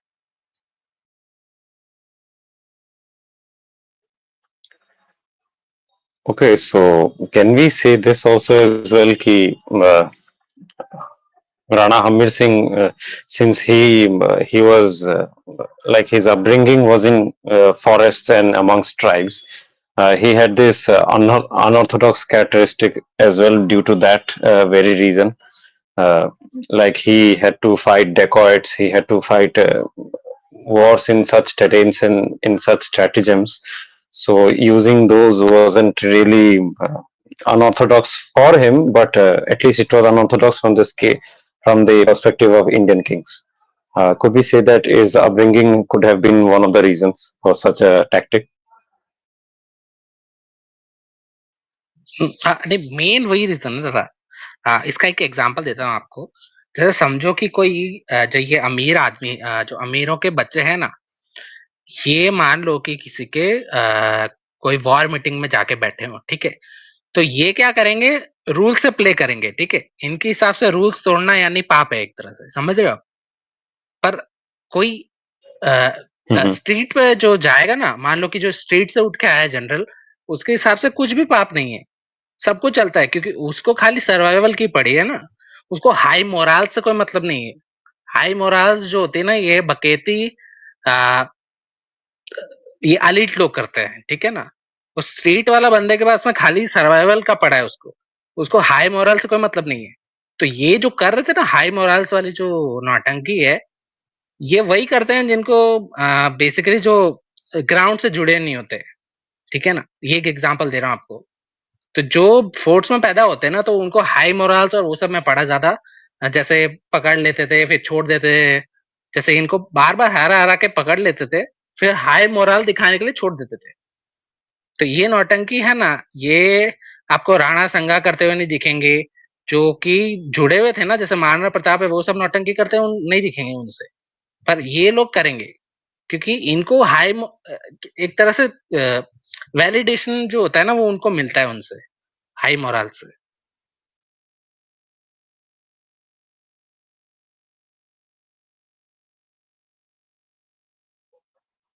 I think also it was the era where shame was regarded as much more worse than death. Uh, Getting imprisoned and being insulted is much more worse than being dead in the battlefield. वो भी एक है, I guess, psychological effect. तो ये बार बार ये करना कि तुमको इम्प्रिजन करके फिर तुम्हारा इंसल्ट करना, That's why तुम्हें मिसट्रीट करना. that's why they used to burn themselves alive, right? हाँ, ये इन्वेडर्स भले Before आ गए getting हो, captured. पर जो सोसाइटी थी वो मेजरली हिंदू थी ना, तो ये शेम वाला जो आप बोल रहे हो, ये एंगल काम करता था। पर जब मुगल आ गए थे ना, तो ना कोर्ट्स में कोई हिंदू था, ना मतलब हिंदू बहुत ही कम हो गए थे, जो नॉर्थ इंडिया में थे ना, वो बहुत कम हो गए थे हिंदू उस टाइम। और जो थे भी, तो उससे कोई ज्यादा फर्क नहीं पड़ता था, क्योंकि जो जो इस्लामिक सोसाइटी थी ना, उसकी मॉरलिटी और वो सब आ गया था, तो शेम का और इस्लामिक सोसाइटी से कोई लेना देना नहीं है। तो जो सोसाइटी का बैकड्रॉप है ना, वो चेंज हो गया था। वो हिंदू नहीं रहा था तब तक, जब तक मुगल आए थे। हम्म. हाँ, नेनर तू कुछ बोल रहा था. सो So I was saying that's why they used to like burn themselves alive before getting captured. Even the men used to do that. True उसमें तो ट्रू ट्रू. मोरल का कुछ लेना देना नहीं या है, वो तो सर्वाइवल पे है basically. Vinny, I think he's talking about impact and the impact of shame. Like we have the example, maybe Nainer can correct me on this. So even when that Malik Kafur attacked the Kakatiya kingdom and defeated, I think his name is Pratap Rudra or something. I'm forgetting his name. The last king of हाँ हाँ हाँ Kakatiyas. He also burned himself after getting captured. Like he was being taken back to Delhi, but Ah, on the way he burned himself. Mhm. Yes, I correct. Think 50-50 And है, Shem का कुछ था I think, पर मैं Uh, ऐसा नहीं मानूंगा कि पूरी तरह से था, थोड़ा बहुत था बैकड्रॉप शेम का. there's a even question from Raja, Didi. Yeah, yeah, so there's a question from Didi, which is a very interesting question. I think we should take this because it's an interesting thing. Uh, Didi is saying that kings were trained historically. So we can see, correct, if yeah, we when Rishi was reading, correct, Chhatrapati Shambhaji Maharaj's book that he wrote, correct, he also got training from very Yes, young yes. age. Okay. So, Shekhar is from that region. Shekhar will be able to give bit enlightenment that in the western part of including Maharashtra, Rajasthan, and Gujarat. So, was this training the future king? Okay, was a kind of a very common among even smaller kingdoms. Uh,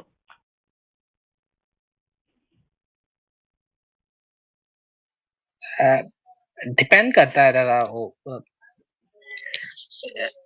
change होता रहता है ना, क्योंकि dynasties last नहीं करते ना. आप वैसे हाँ, आप देखोगे तो हाँ करते थे, मतलब कॉमन था, पर आई डोंट थिंक कि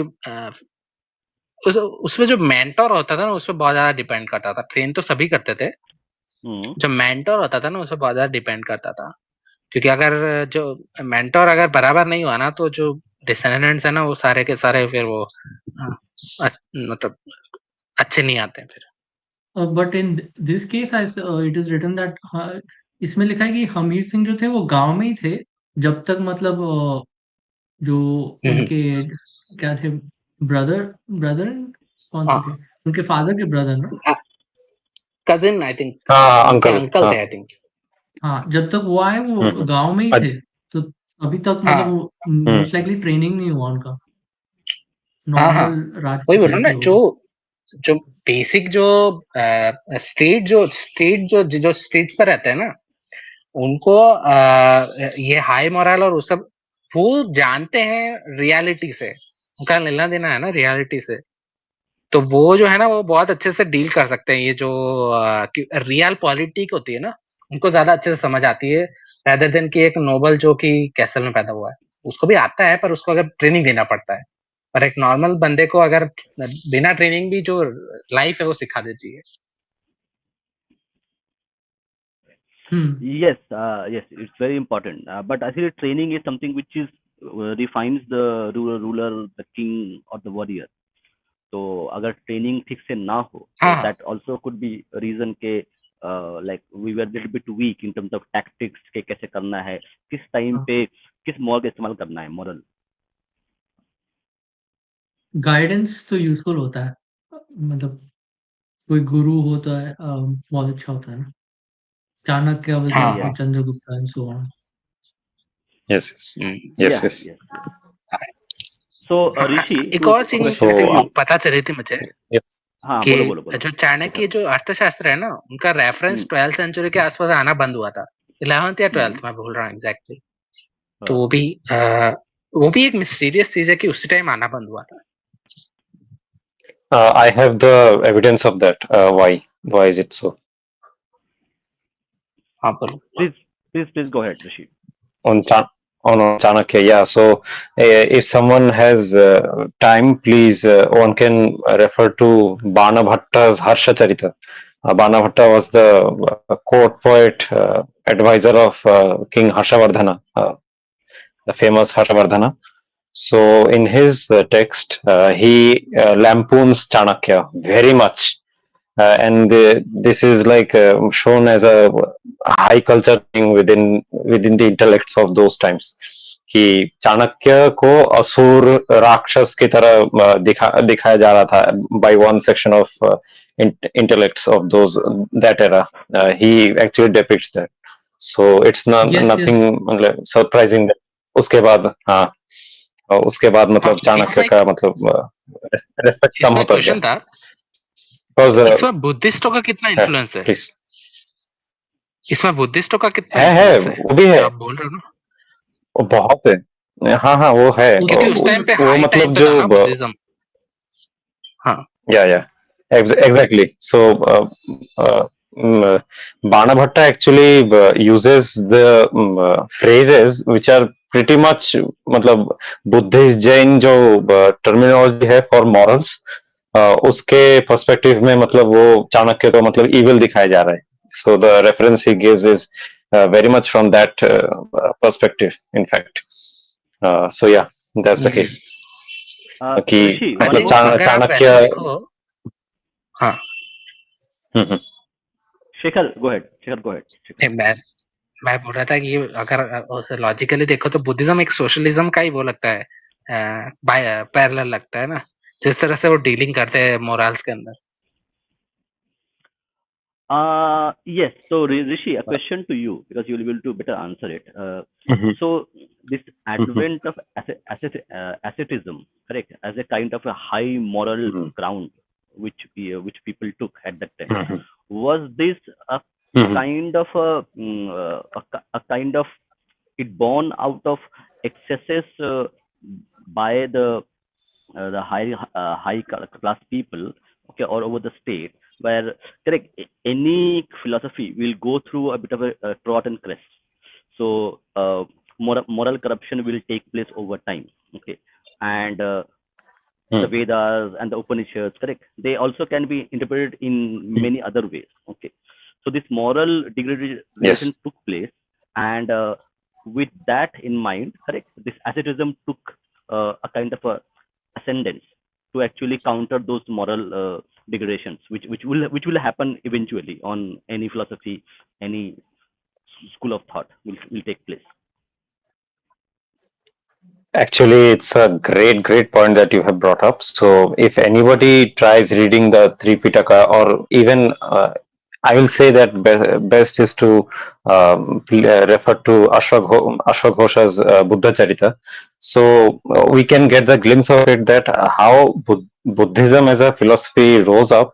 It was very much against a society which was totally, I mean, the writers of those eras are showing that the era society was totally uh, merged in pleasures, merged in politics, merged in so many things which were today which we would call sensual and so on and so forth.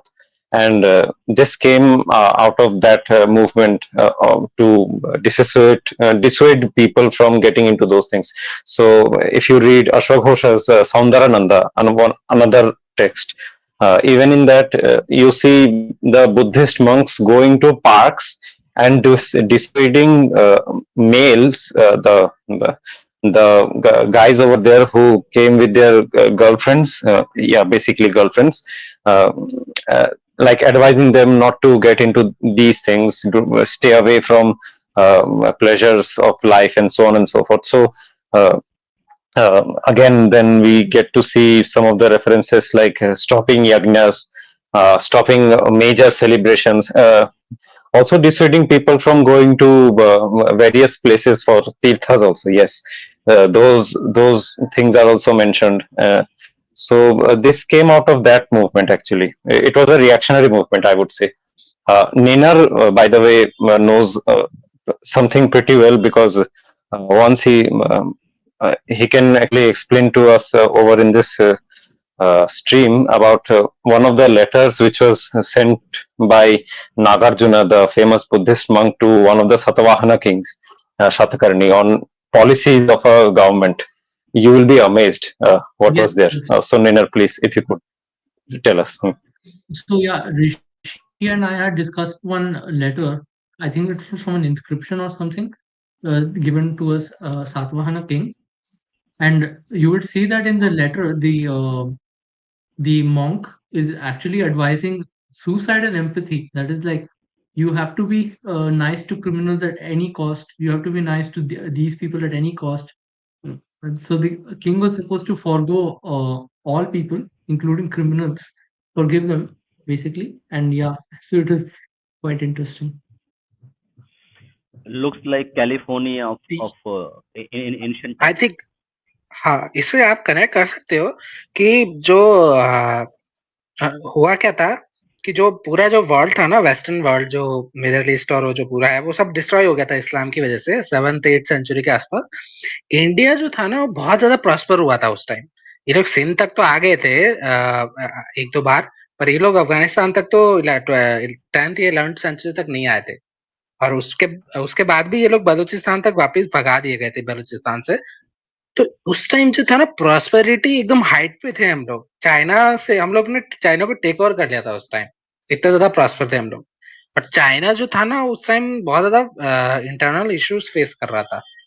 उन उन लोग, China ने अरब से भी लड़ा हुआ था, और उधर से जो इनकर्शंस भी हो रहे थे चाइना के अंदर, नॉर्थ से मंगोल्स के, वहां से वो मंगोल्स के साथ में लड़ रहे थे। तो उसकी वजह से भी हमारा जो जो था ना, इंडिया जो था बहुत प्रॉस्पर हो रहा था। तो आई थिंक सोसाइटल एम्पैथी है ना, वो बहुत ज्यादा जल्दी आई थिंक कैच कर ली होगी सोसाइटी ने, अगर क्योंकि एनवायरनमेंट इस तरह था। क्योंकि अगर आज भी अगर आप कैलिफोर्निया में और उधर देखो, तो ये सेम चीज बहुत जल्दी कैच कर ली थी। आई थिंक एक ही डेकेड लगा इनको कैच करने में, कैलिफोर्निया को पूरा जो है सोसाइटल एम्पैथी में कन्वर्ट होने में। One more thing, last point before we like go ahead and read the rest of it. So, see, we see correct the spread of Buddhism, okay, across Southeast Asia and even to Philippines. So we see correct different kind of martial art forms uh, even to Japan, correct. So we see a lot of martial art forms which are actually linked to Buddhist traditions and philosophy, which actually flourished, which actually originated most probably in India itself, and it traveled to Japan, China, Thailand, and other countries.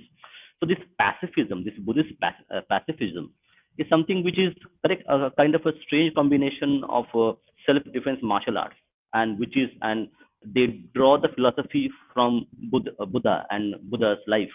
Okay.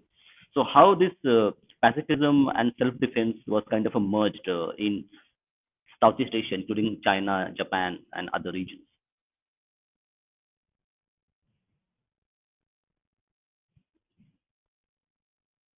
So something to ponder about this, right? Yeah. Like the Buddhist हाँ, Buddhist Traditionally, okay. हाँ, इसमें एक point बोलूँ, ये पता Mm-hmm. नाम भूल रहे हैं स्पेसिफिक मॉन्क का, जो आई थिंक आंध्र प्रदेश से गया था चाइना के अंदर, वो मार्शल आर्ट सिखाने के। शाओलिन जो नहीं है, शाओलिन वाला, ऋषि Bodhisattva. दादा आपको पता होगा, शाओलिन वाला गया था ना। Bodhisattva. हाँ हाँ, Yes, वो तो वो जो but he था was a ना, Tamil. He was a Tamil native, Tamil not. Native He का was. नहीं बोलो, वो पोर्ट से वहां से गया था, Yes, yes. Pallava prince. Andhra के जो पोर्ट। हाँ, तो वो जो था ना, वो बंदा चाइना जाके वहाँ टेम्पल्स उसने स्टैब्लिश किए थे। वो जापान भी गया था, वहाँ के जो एम्परर होता है ना, वहां पे जाके उसने वहां से मिला था, और उसने भाई ने वो बैन लगाया था, मीट बैन जो है ना, उधर वो बोधि धर्म ने लगवाया था जापान के अंदर पहली बार।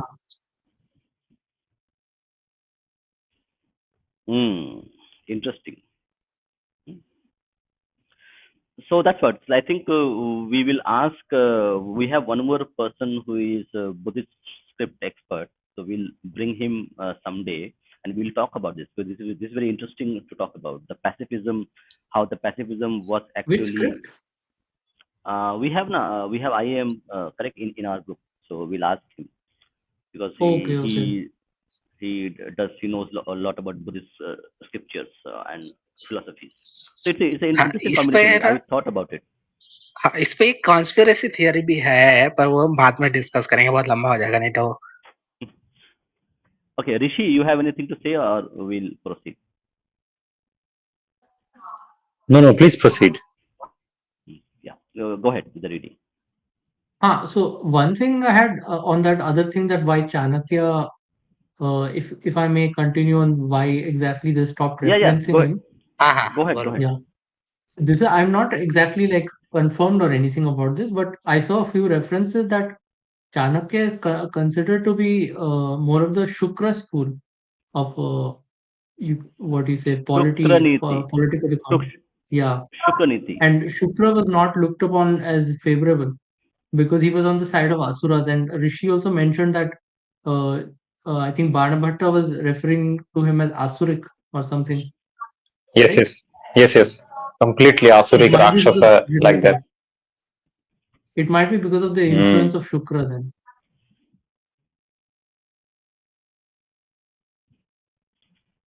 Yeah, so that was his It's thing amazing. probably. I'll just stop with this. Yeah. So Maynard, I'll just stop with this, I guess. So um, just a couple of centuries before that, before Bana Bhatta, we have Kamandaka totally praising Chanakya and writing a short commentary on his work. In fact, the Kamandakya Niti Sara, which we know today. Yes, yes. Okay. Okay, then. On that specific note, I think it's an interesting thing we need to share. Okay, Nina, your screen will be removed. I will just share my screen. So this is a specific Sure, book sure. which we can read. So let me just. So if you can see this book is by Anand Neelakandan. The name book is The Asura Way, The Contrarian Path to Success. Okay, by Neelakandan. So, so when we talk about correct the Asura pravitti, okay, and they were pravitti, where we see the vices and the pure pavitra things that we do. So it's a very interesting book. I think we will be reading this book in our coming sessions. But just to give audience some thing that the asuras are portrayed as a kind of a negative aspect, negative characters, but it is not black and white. Nothing is black and white in life. Okay, so sometimes you need to use the asura way, sometimes you use the deva way. So it's not either or. So depending on the situation you are, depending on the yuga you are. So now we are in the kali yuga. You have treta yuga, you have Satyu. So depending on which yuga you are, okay, you need to change your ways to actually go by that specific rule. So we are in Kali Yuga. So in Kali Yuga, if you want to have success, if you want to succeed in life, if you want to do something important, it might not be the best way to emulate Sri Ramchandra. Okay. Yeah, you need to emulate a very good aspect of his as well as his character, but you also need to borrow something from the asuras as well, how they lived, how they lived their lives, how they did things, and it's going to be a combination of both because you are living in Kali Yuga. So it's a very interesting book that we will try to read in our coming weeks and months. So it's going to be an interesting take in it.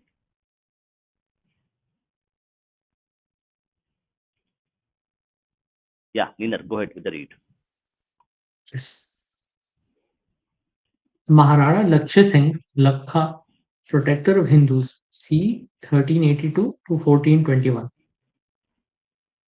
After Hamir, his son Kshetra Singh, also known as Maharana Kheta, became the king of Mewad and ruled from 1365 to 82. Kheta was as brave and aggressive as his father. He conquered Ajmer, Mandalgarh, Dusor, and the whole of Chappan and merged them into Mewad. According to the inscriptions around temples in Gogunda, Kheta captured a Muslim invader by the name of Ami Shah and imprisoned him. R.C. Majumdar thinks that this was Dilawar Khan of Malwa, while Veer Vinod names this person as a Tughlaq. G.H. Ojha includes from three different sources, viz. The Shringi inscription, the book called Ek Ling Mahatmya, and Kumbhalgarh inscription that Ami Shah was indeed the ruler of Malwa. The Kumbhalgarh inscription says the Malwa ruler used to have nightmares of Kheta. Kheta caught Ami Shah like a snake catches its sword. Is I think an image of him. Uh, this inscription is another evidence of Mewad's superiority over the so-called Delhi Sultanate and their vassals. Kheta is also known in Mewad as the originator of guerrilla warfare when he used to lure his enemy into the passes of Mewad and then trap them on both sides and slaughter an army many times larger in size. Kheta was very attached to Baru Barhat, who had helped his father Hamir win Chittor. Once, when Baru was insulted by Hada Rajputs of Bundi, Maharana Kheta was killed in the brawl that ensued with the Hadas. Thus, a promising life was yet again abruptly terminated due to a needless infighting amongst the Rajput clans. Maharana Lakha Lakshya Singh, also known as Lakha, was beyond his age when he became the king of Mewar under turbulent circumstances. His great Maharana of Mewar, the grandson of Maharana Hamir, and his life and work are crucial to the history of Mewar for three reasons.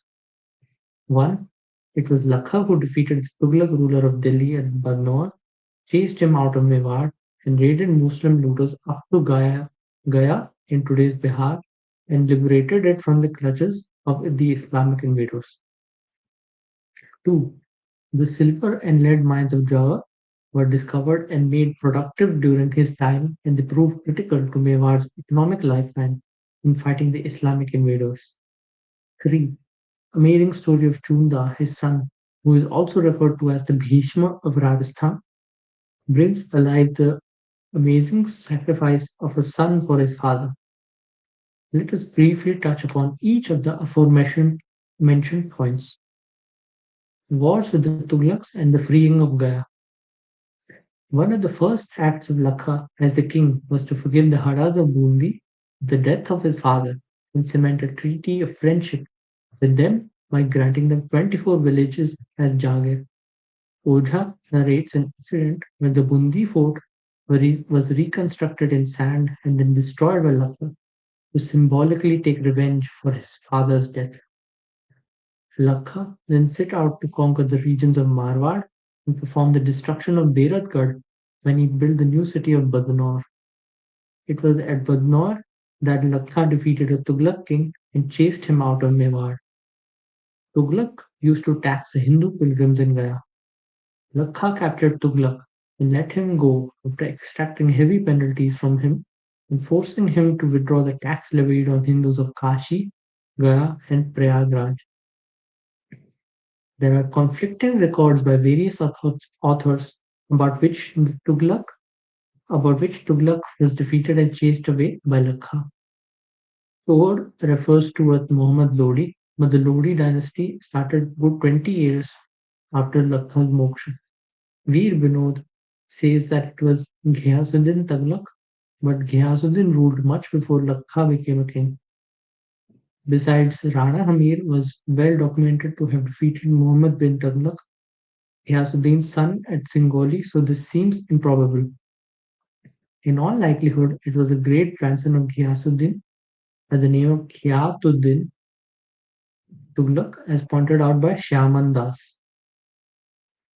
It could also be a local Muslim lord of Uttar Pradesh and/or Bihar to be defeated by Lakha and forced to withdraw the said penalties imposed on Hindu pilgrims. The route from Mewar to Dwarka was under pressure by another band of dacoits, the Kabas, who once surrounded a small army of Mewar, was escorting Lakha's mother to Dwarka for pilgrimage. That small army was assisted by Rao Singh Dodia of Sardulgarh. A fight ensued where Rao Singh, along with his two sons Kalu and Dhaval, fought valiantly for Mewar. Rao Singh sacrificed his life protecting the Rajmata and finally defeating the Kabas. Kalu and Dhaval escorted the Rajmata to the borders of Mewar in winter. Lakha rewarded the two brothers with the Ratangad, Nandrai, Masura and Jagirs, and the Dodias were made permanent allies of Mewar. The Dodias played a significant role in the lives of subsequent Maharanas of Mewar, as we will find out through the lives of Sangha and Pratap.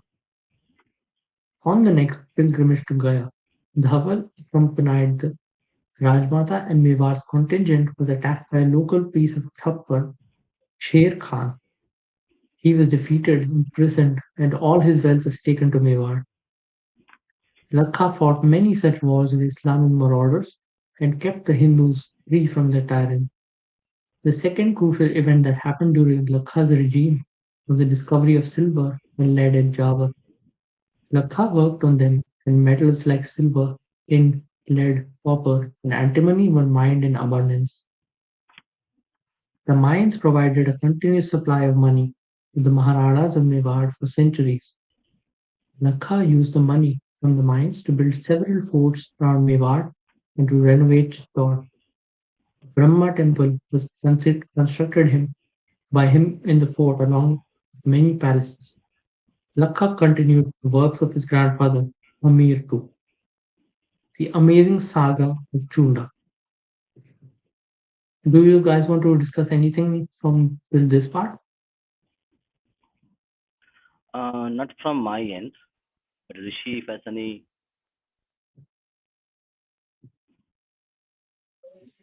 Yeah, so I wanted to say something which I noted over here. Uh, the Yes. author has actually studied the works so well, like he's analyzing as to how there were some of the mistakes within the researches of previous historians like Todd and Veer Vinod, the author of Veer Vinod as well. And this is a very appreciating quality of the author, in fact. So this is not just a random book at all. It's a very well researched book. This actually proves it.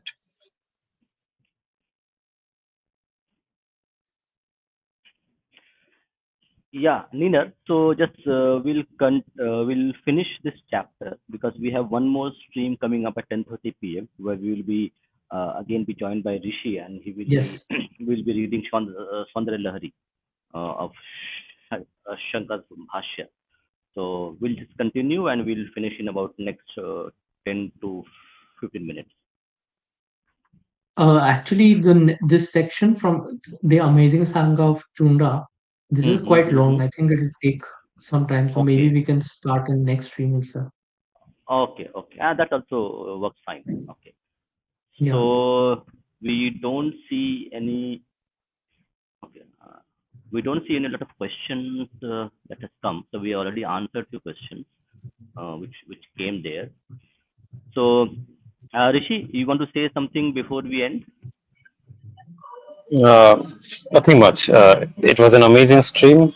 Very good read, Niner. Amazing read. That's all. Yeah, Nina, you now have something to say before we leave? No, nothing in particular, but it was quite an interesting read about how Rana Hamir Singh and even Kate Singh and how their reigns were so impactful in Hindu history. Yeah. So just one great anecdote that like I had read. So a lot of Bengali fiction writers, especially Shardindu Bandyopadhyay, who wrote the famous Bomkesh series, and other like historical fiction writers, we see kind of references they have drawn from the, especially the Rajput history, Rajput kings. So for Veer Vinod, I think there is a novel correct, based on Veer Vinod. Rishi, am I correct? Yes, Sharabindu Bandyopadhyay, I think, has written many works actually, historical fictions especially, and referencing Veer Vinod is not. I won't be surprised on that, though I Yeah. personally do not Actually, know correctly. yeah, because one of the short stories as well. He mentions a lot of. So we see a lot of Rajput kings mentioned in their historical fictions specifically.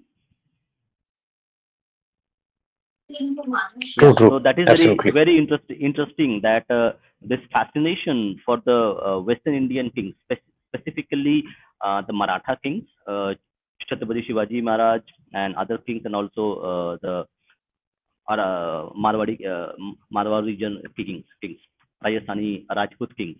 So that references and the characters which are being used in the historical fiction in Bengali literature, it's quite interesting in many ways. So a lot of people might not know that Bengali uh, writers who wrote fiction, historical fiction, actually wrote a lot about Rajput kings. Okay. Even there are novels written on those these kings.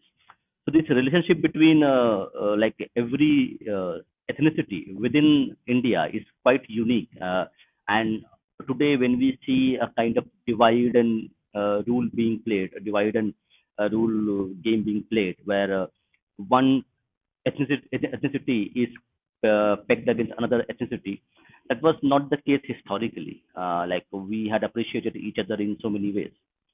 So we have, I think, Rishi also mentioned something that the Rajput king who was fighting for the Mughals, and when he was there in erstwhile East Pakistan and Bangladesh. So the deity was actually brought back and again restored with the temple, and the priest was also brought to actually take care of the deity. So we have seen these kind of things happen. Yes, yes, absolutely. You're talking about Raja Man Singh and his Yes, and him bringing Kedara his deity. I yes, think yes. Ma Kali only, and Hmm. establishing also on the historical fiction concept. Bankim Chandra himself started by writing two amazing works, including Rajput kings such as Raj Singh and Durgesh Nandini. So absolutely, it proves your point. Yeah, so it's time to end our stream. We'll have one more stream coming up in about in 40 minutes time. So we will be reading Chandra Lahari. And before that, again, a request to everybody. So this book, Maharanas, it is available in English as well as in Hindi. The links are there in the description itself. So also you can buy. Also it is there in the chat. So I would request everybody, if you want to, history is not boring. History is exciting. History teaches us a lot about who we are. Okay, our ancestors, how they lived, and who we are. If you want to know who we are, you need to read history.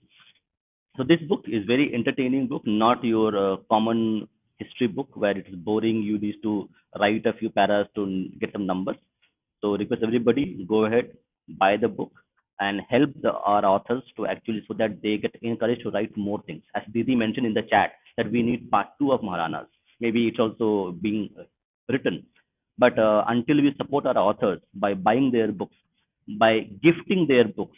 Okay. I had bought about 8 copies of these books, 8 copies, and gifted to people, even within Rajasthan, to read the history itself. So I would encourage people, if you can buy and read, if you can financially buy the books and gift it to people who read books, so that they will know the real history about this. So thank you, Nina, for coming, being the guest and reading. Thank you, Rishi, for your valuable comments. So we'll see you in about 40 minutes time. Jai Shri Ram, Vande Mataram. Jai Shri Ram. Jai Shri Ram, Vande Mataram.